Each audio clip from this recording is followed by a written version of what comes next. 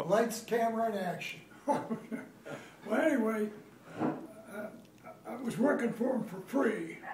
He had an OX-5 Eagle Rock biplane, and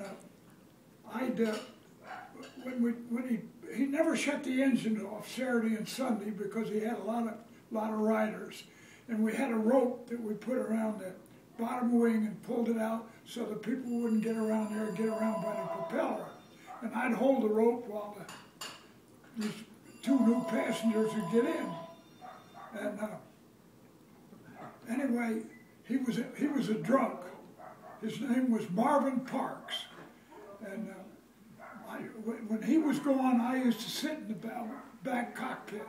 I rode in the front cockpit with him a lot. This was in Catskill, New York, and it was 35 miles from a big town.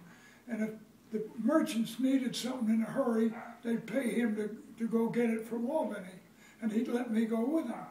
And I'd always screw the stick in and hold my feet out by the rudder pedals and see what he was doing. Well, anyway, one day I was sitting in the back cockpit. I'd never been in the back cockpit in the air, of course. And he came back roaring drunk. And he said, everybody called me Wash then. And he said, "Wash, you think you could fly this son of a bitch?" And I said, "Mr. Parks, if you'll prop it, I think I can." He went around and he propped the damn thing. He said, "Now you be careful." And I taxied it out. And I got it into the air. But then I found out I wasn't sure about landing the damn thing. And he wasn't sure he was going to have an airplane. Well, my mother and my uncle were 5 miles away.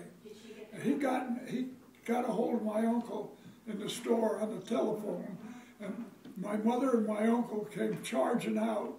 And my uncle had never had that 28 Chevrolet over 25 miles an hour in his life. But he was going so fast, my mother said, there were sparks coming out the exhaust. But anyway, they got out there, and I made 4 passes. And on the last pass, I got it in. It wasn't very good, but I got it in. And at the minute I did, I cut the switch, and I let it roll to a stop. This is your granddaughter. Huh? This is your granddaughter. Hello? Can you pause that, John?